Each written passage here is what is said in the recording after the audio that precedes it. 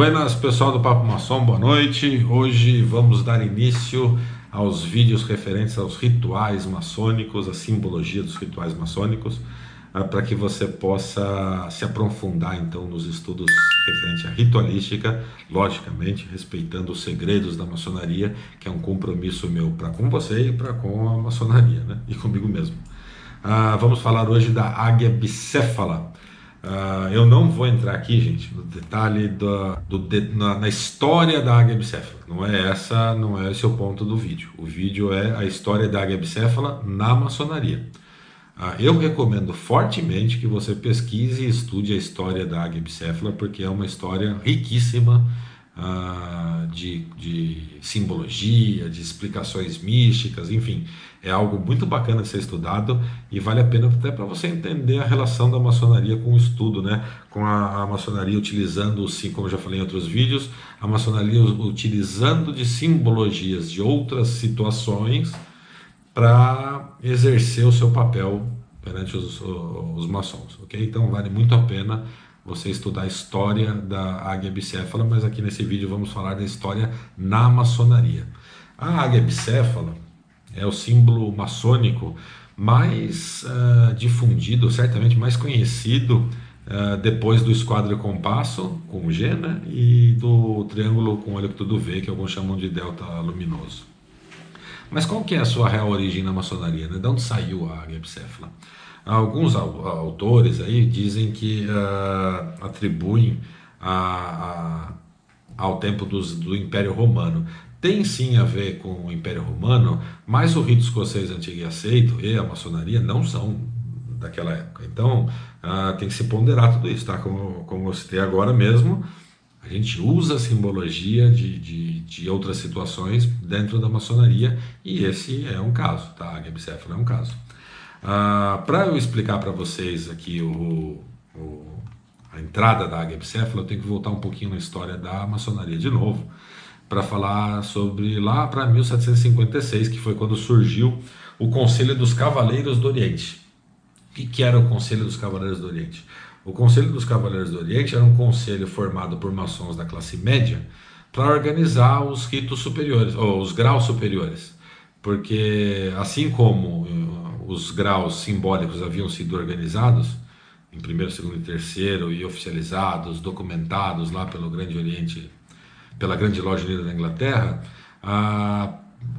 os ritos filosóficos superiores ainda não tinham uma organização, né? Não tinham uma regra, um padrão.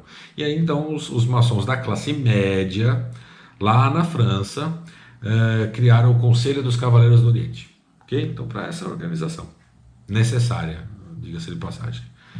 Porém, sempre entramos naquela guerra de poder, de guerra de vaidades, né?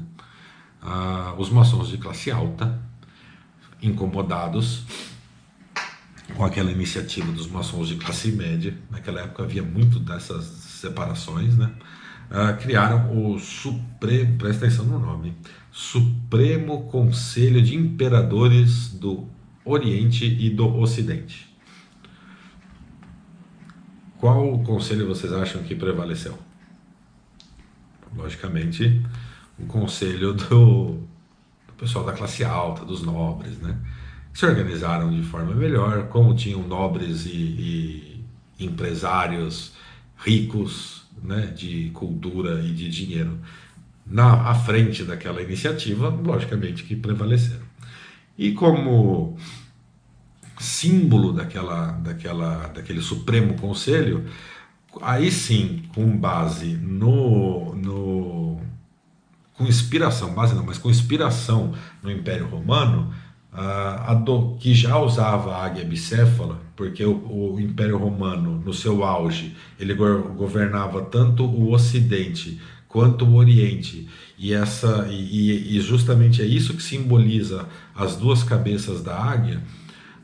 Então, como o nome era Supremo Conselho de Imperadores do Oriente e do Ocidente, simbolizando um poder maior em cima do mundo, adotou-se então o mesmo símbolo, tá? Que é a águia bicéfala, com a inclusão de uma coroa porque eram o Supremo Conselho de Imperadores, não é? Então incluíram na águia bicéfala lá a coroa acima da cabeça das duas águias.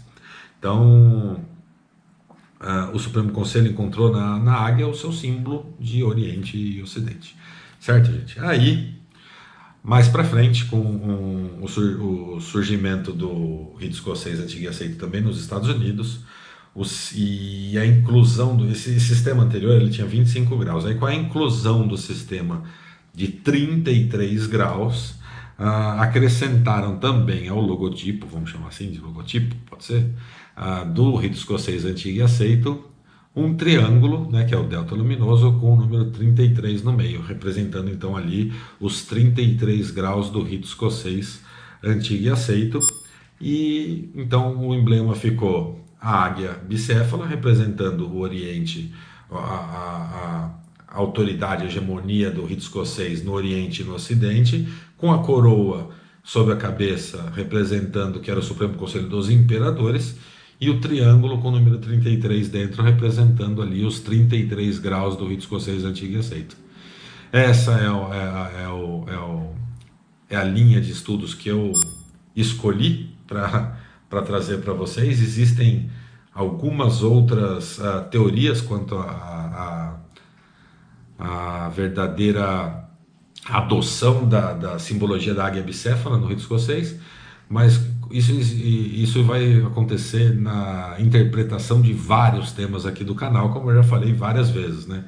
A maçonaria foi documentada muito recentemente, isso deu margem a diversas interpretações diferentes para cada tema, esse não é diferente, mas eu elegi algumas linhas de pensadores para guiar os meus estudos na maçonaria, como, falando de fora e mais antigo, do Albert Pike, aqui de dentro do Castellani, de outros maçons ilustres ainda vivos, que eu não vou citar o nome para não ser injusto com ninguém, porque são muitos, mas então essa é a linha que eu escolhi para os meus estudos e a linha que eu trago para vocês. Ok, pessoal? Espero que tenham gostado, entendido, espero que eu tenha sido claro na explicação. Se ficou alguma dúvida, comentários, e-mail, direct no Instagram, estou à disposição para responder e trazer para vocês novos temas referentes aos rituais. Ok, pessoal? Um tríplice fraternal abraço, até o próximo vídeo.